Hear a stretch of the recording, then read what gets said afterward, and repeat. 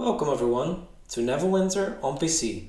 My name is Rainer and today I will be releasing the Neverwinter Character Builder Plus version 0.5.2. If you enjoyed this video, please leave a like, and if you would like to see more information and videos about Neverwinter, hit the subscribe button. So, for those who have watched my 9 builds for the Zariel's challenge video, the 9 ranger builds, this one, you've already seen me use some of the features of the new Character Builder Plus. I actually made this version specifically in order to be able to make those builds, and it was kind of necessary to optimize the stats and to get to where I want to be. So you already saw some of the features in there, and this video I'm going to show you all of the new features. There's quite a few of them, and I was actually thinking maybe I should have made it 0.6 even again, but I don't want to get too quick with the numbers. As always, we're going through this via the change tracker, where I keep track of everything that I change in the builder. Let's start with some of the things that I added in quite a while ago already, somewhere here. I got some feedback from some people that I was missing some stuff. Let me actually open the build real quick. Let's open this one for no particular reason. So Caprice in the previous version only gave hit points. And you can see here that if you look at Caprice, you have hit points 493 and deflect 54k in this thing, and if we add this, then we get 10% deflect added, and I think it's 5% hit points. We get 24k, it's 5%, yes. So Caprice now also gives deflect. I actually have to still change the tooltip of this. I will do that. Mental note. So next up, the Lionheart set bonus. Yes, the text here, not using it in this build. Let me go to a different build. Let's take this one for example. I'm using Lionheart. The Lionheart set bonus that I had in the description, because I added the set bonuses descriptions to the tooltips. The description that I had in here was actually one from the early access of mod, what was it, mod 17? Very old. And because you could never see it in the tool, it wasn't really an issue. But now you can see it, and I actually forgot to change the data. But now it's correct again. Some people were freaking out, thinking that the Lionheart set bonus would change with mod 19, but this is not the case. Then the combat log parser, in the past I already made the parser, and what I did is I actually parsed the damage values, because they're different for depending on where you are. For people in England, for example, and the EU, the dots and the commas are different, and I want to make it robust for that. So I actually parsed the numbers, also the E numbers I want to get out of there, because it messes up Excel and stuff. But yeah, I made a mistake in there, so I did not do this 100% correct, and the numbers were not always correct in there. I basically left out some starting zeros, which is fine if it's the whole numbers, but if you have numbers behind the comma and you leave out starting zeros, then that does make a difference. Then I added the remaining Rage of Bell rings. I don't 100% remember which ones I added in this step, but now we have the Ring of Bell +5, the +4, these are all already, they were already in there. The Ring of the Condemned, these +3 rings, I think I added them as well. The Bell +3, I think I also added these here. And yeah, I don't know, but all of those rings from the Rage of Bell episodic content are now in here, as far as I know. I would not expect something to be missing anymore from those. There's not many good ones there, but yeah, it is what it is. Then we have the Lion Guard Ward Scale Mail, which is a barbarian piece of gear. Scale Mail is armor. So in the previous version, the Ward and the Raid Scale Mail were exactly the same, and you can see now that armor penetration and defense is actually different now. So this was a bug in the previous version, the data was not completely correct, and now it's fixed, so this should be okay now. Then the first biggie, the first big change in the new version, we can actually add in some of the overload enchantments now. So if we go to gear, we know that the head and the arms piece have overload enchantments, and now we can actually fill them in. For now, I only added the Hell Pit overloads because they are super good and they very often give stats, let's say like that. But now you can actually select them. I still need to add the lesser and greater black ice enchantments and stuff. I haven't done that yet, but yeah, these give stats. And if you save your character, these will also be saved. If you save your character and load it with a version that's not, that's before 0.5.2, you will actually get an error because overloads work a little bit different than normal enchantments because there's no rank actually. These don't have a rank. So here you can also see the Butch's, no, not the Butch's Precision, the Overload General Bulwark of Brimstone, 5% maximum hit points. And you can also see in the stats, if you hover over your hit points, you see at the bottom, Bulwark of Brimstone plus 23,507, which is 5% of your hit points before the Caprice. As far as I know, the Caprice comes after the overloads, but to be fair, I haven't super well looked into that one. I will do that. But there's also other ones in here, like the Resiliency of the Depths, which will give 5% physical damage reduction, also very important for the trial. But some of these Demonic Empowerment, I think, gives stats again, 5% action points, Devil's Precision, I think this is Accuracy and Critical Strike, and of course you will also see those Critical Strike, Devil's Precision at the bottom, and Accuracy also at the bottom. So that all is working. Then I added a combat simulator. This is the next very big and important thing. We had already some stuff in the builder that you never got more than once, so the builder always assumed that you were not in a party, and that has changed. So we have here the combat simulator. The combat simulator is this screen here, and this will be extended in the future because this is not enough to implement all of the equip bonuses.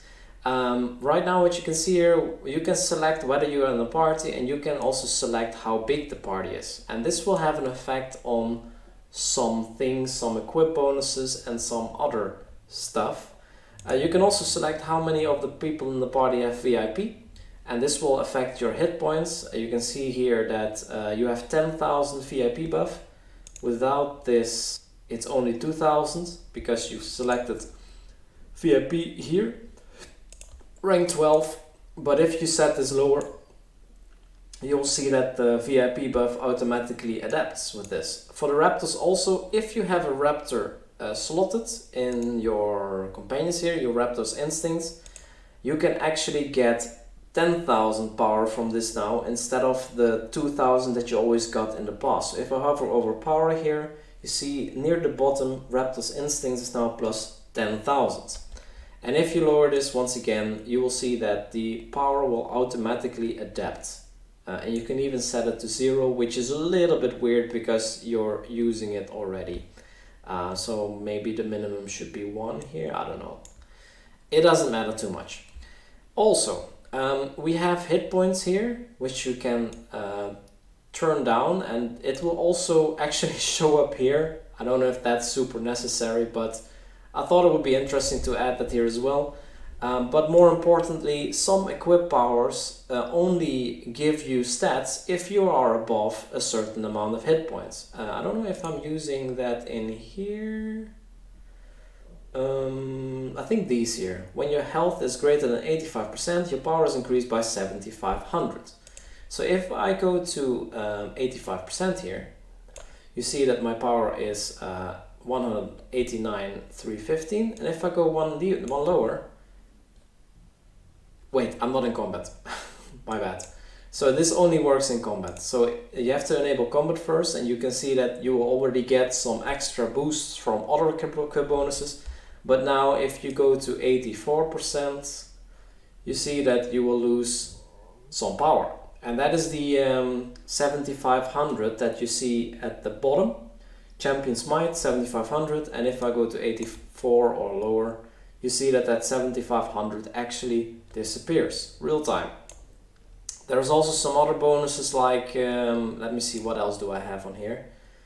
When you damage or heal your target for more than 10% of your maximum hit points in a single blow, your power is increased by 1,500 and speed increased by 1%.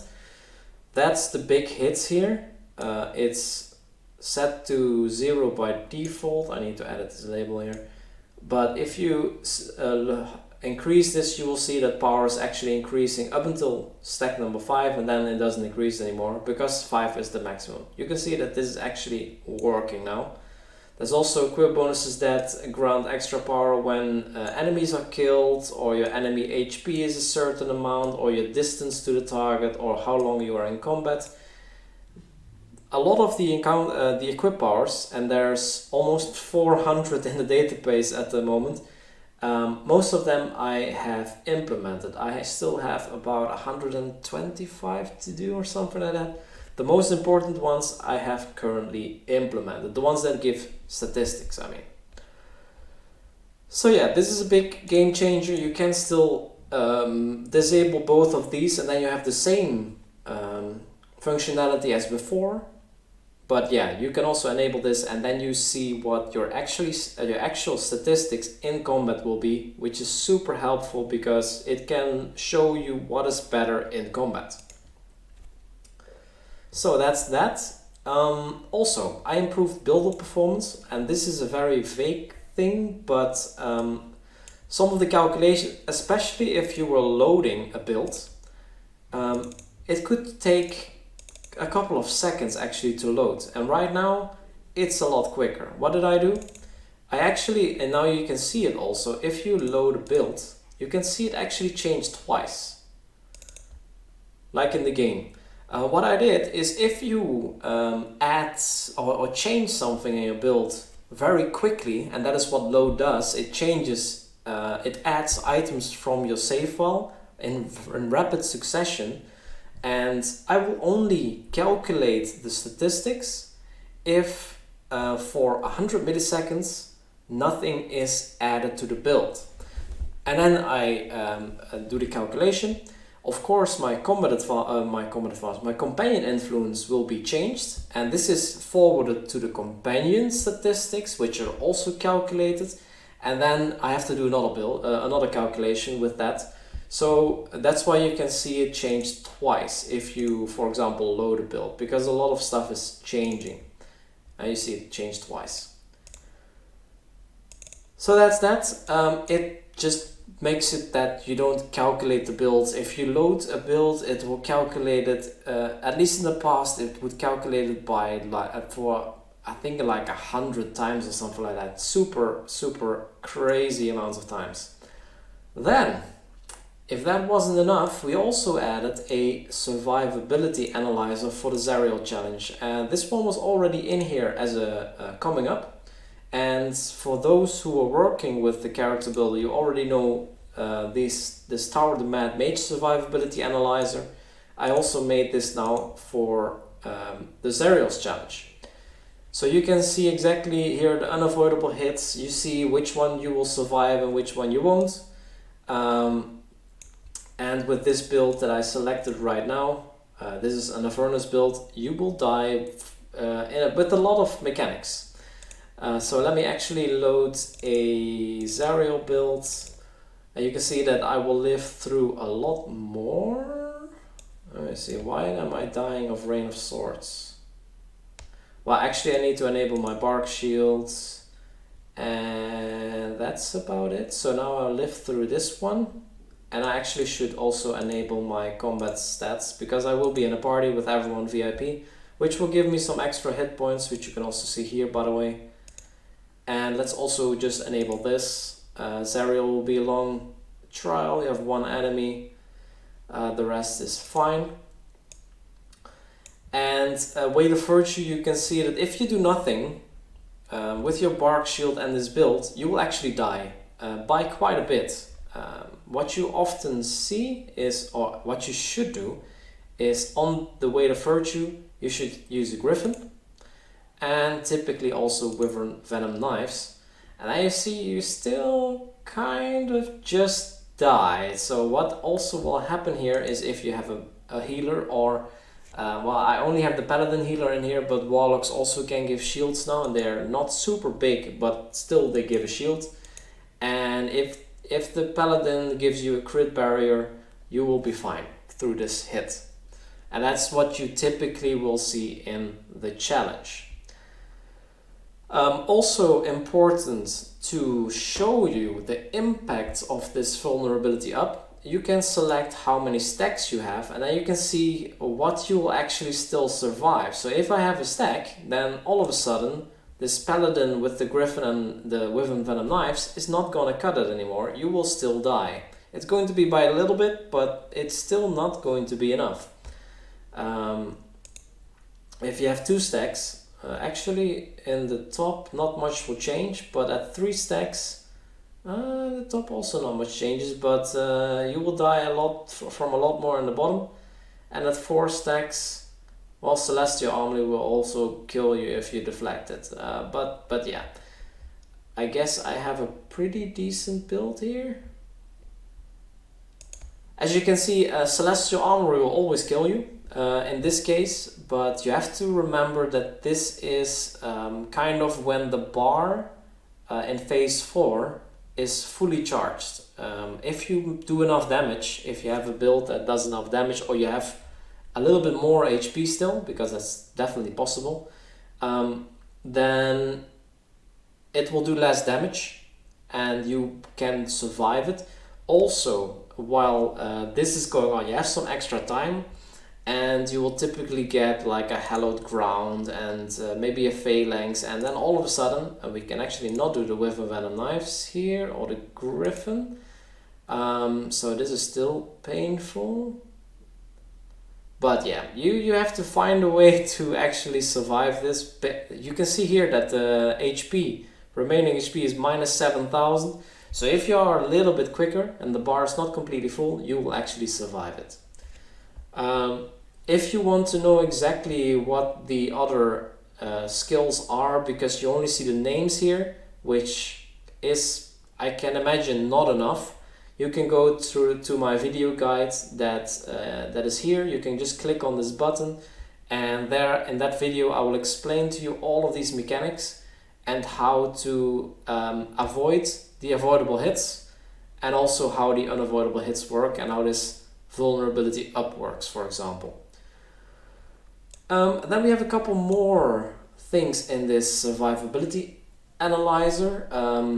Emissary of Warding is a Paladin feat, which in the past, before mod 19, made it such that critical strikes from Paladins did twice the shield size. So it basically doubled the shield size. With mod 19, that will only be 150%. So it's not 200% anymore, but 150%. This is implemented in this new survivability analyzer, but I also added it or changed it in the Tower of the Mad Mage. So here you will also have those changes processed, because we will be in mod 19.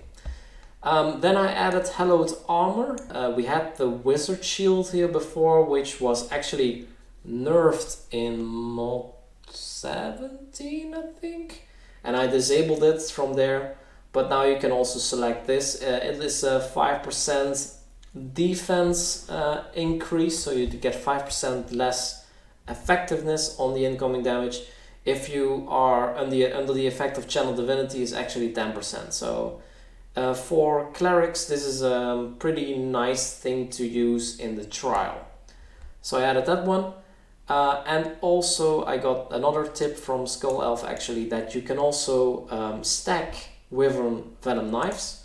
So it's not just one, but if you have multiple, and I just went up to 9 here, but that's not very realistic. You're not going to use 9 here because your damage will be affected by a lot. But if you use 2 or 3, all of a sudden you will live through a lot more without a paladin. So if you remove the paladin here, Weight of Virtue will kill you, but if you have like 3 Wyvern Venom knives that you save up for the Weight of Virtue, all of a sudden you will live without anything else, even though you should use a Griffin, by the way. So I think that's all that I added in here. I probably also added some more gear, but yeah. Apart from releasing this character builder with this video, I will also leave a package with the 9 builds from that one video that I mentioned at the start. So you can download all of these builds. You can see them here, my 9 ranger builds for all kinds of different situations. So you can actually look into them and look closely how I made all those builds possible. So that's it. If you have any remarks on this video or any suggestions on what to investigate next, feel free to leave a comment below and don't forget to subscribe. Thank you so much for watching and see you in the next video.